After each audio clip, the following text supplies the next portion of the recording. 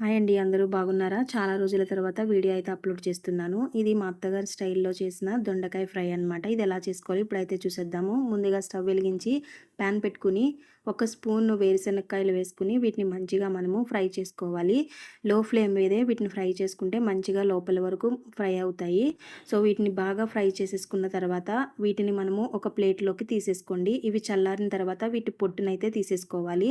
తర్వాత అదే ప్యాన్‌లో మనము జీలకర్ర, ధనియాలు ఒక్కొక్క స్పూన్ వేసేసుకొని, ఇందులోనే ఒక స్పూన్ నువ్వులు, ఒక స్పూను గసగసాలు, ఒక స్పూన్ జీడి నూక అంటారు కదా! అంటే జీడిపప్పు చిన్న చిన్న సైజులో ఉంటుంది కదా! దానిని కూడా వేసేసుకొని, మీకిష్టమైతే ఇందులో కొబ్బరికాయ కూడా వేసుకోవచ్చు. టేస్ట్ ఇంకా బాగుంటుంది. వీటిని మంచిగా ఫ్రై చేసేసుకొని, వీటిని కూడా పక్కన పెట్టేసుకొని మంచిగా చల్లారనివ్వాలి. ఇవి చల్లారిన తర్వాతే మనము మిక్సీ పట్టుకుంటే మనకి మంచిగా ఫైన్‌గా పౌడర్ అవుతాయి. సో, ఇప్పుడు వీటిని మనము ఫ్రై చేసేసుకున్నాం కదా! ఒక ప్లేట్‌లోకైతే తీసేసుకుంటున్నాను. కాయలున్నాయి కదా! వాటిని కూడా మంచిగా ఫ్రై చేసుకొని వాటి పొట్టు కూడా తీసేసి పక్కన పెట్టుకున్నాము.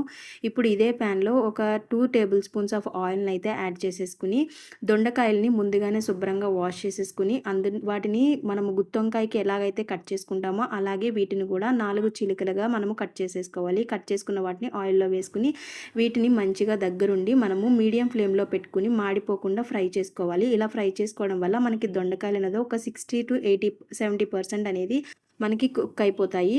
సో, ఇప్పుడు ముందుగా మసాలా చేసుకున్నాం కదా! ఆ మసాలాలోనే ఒక 2 యాలక్కాయలు, అలాగే ఒక 4, 5 మిరియాలు వేసుకొని, ఉల్లిపాయి ఒక 2 మీడియం సైజ్ ఉల్లిపాయలని, పచ్చిమిర్చిని కూడా వేసుకొని, ఒక 3 పచ్చిమిర్చిని వీటిని మంచిగా మిక్సీ పట్టేసుకోవాలి. మిక్సీ పట్టేసుకొని ఇందులోనే ఉప్పు, కారము, పసుపు, అల్లం వెల్లుల్లి పేస్టు, కొంచెం అంతా ఆయిల్ యాడ్ చేసుకొని మంచిగా వీటిని మిక్స్ చేసేసుకోవాలి. ఇలా మిక్స్ చేసుకున్న వాటిని ముందుగా మనము దొండకాయలు ఫ్రై చేసుకున్నాం కదా! అవి కొంచెం చల్లారిన తర్వాత వాటిలో మనం మంచిగా స్టఫింగ్ అయితే పెట్టేసుకోవాలి. ఇలా స్టఫింగ్ మొత్తం అన్నిట్లికి వీడియోలో చూపిస్తున్న విధంగా ఒక్కొక్క దాని తర్వాత పెట్టేసుకోండి. మీరు ఈ స్టఫింగ్‌లోనే సాల్ట్ ఎంత కావాలితే అంత వేసుకోండి. తర్వాత కూడా మీరు కుక్ అయిన తర్వాత వేసుకోవచ్చు. చూసారా, మొత్తం అంతా స్టఫింగ్ అయితే మా అత్తయ్య గారు పెట్టేశారు. ఇప్పుడు దీన్ని మనం ముందుగానే దొండకాయలు ఫ్రై చేసిన దాంట్లోని ఇంకొక 2 టేబుల్ స్పూన్ ఆఫ్ ఆయిల్‌ని యాడ్ చేసుకొని, దొండకాయలు వేసేసుకొని, మొత్తం ప్లేట్‌లో ఉన్న మసాలా మొత్తం అంతా వేసేసుకోండి. వేసేసుకొని దగ్గరుండి మనము వీటిని కలుపుకుంటూను ఫ్రై చేసుకోవాలి. ఇందులో వాటర్ అనేది ఎక్కడా వేసుకోక్కర్లేదు. మనము దగ్గరుండి సిమ్‌లో పెట్టుకొని కుక్ చేసుకుంటే మంచిగా కుక్ అయిపోతుంది. ఎక్కడా మాడిపోకుండా మధ్య మధ్యలో కలుపుకుంటూ ఇలాగ కుక్ చేసుకోవాలి. చూసారు కదా, కొంచెం మనకి ఇది మగ్గి కలర్ చేంజ్ అవుతూ ఉంది. ఇప్పుడు కలర్ చేంజ్ అవుతున్నప్పుడు మనము ఇందులోనే ముందుగా కట్ చేసి పెట్టుకున్న కొత్తిమీర అండ్ పుదీనాను కూడా కొత్తిమీర అండ్ కరివేపాకును ఇందులో యాడ్ చేసేసుకోండి.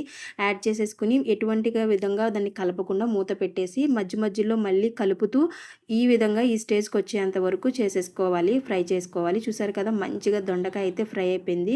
సో, ఫైనల్‌గా ఇలా అయితే దొండకాయ ఫ్రై మా అత్తగారి స్టైల్‌లో అయితే చేసేసాము. ఇది చాలా అంటే చాలా చారులోకి చాలా బాగుంటుందనమాట. సో, ఒకసారి మీరు కూడా ట్రై చేసి ఎలాగుందో కామెంట్ బాక్స్‌లో కామెంట్ చేయండి. మీకు ఈ వీడియో నచ్చినట్టయితే లైక్ చేసి, షేర్ చేసి, సబ్స్క్రైబ్ చేసుకోండి. ఇంకా రెగ్యులర్‌గా వీడియోస్ అని పెట్టడానికి ట్రై చేస్తూ ఉంటాను. Bye bye. మళ్ళీ కలుసుకుందాం.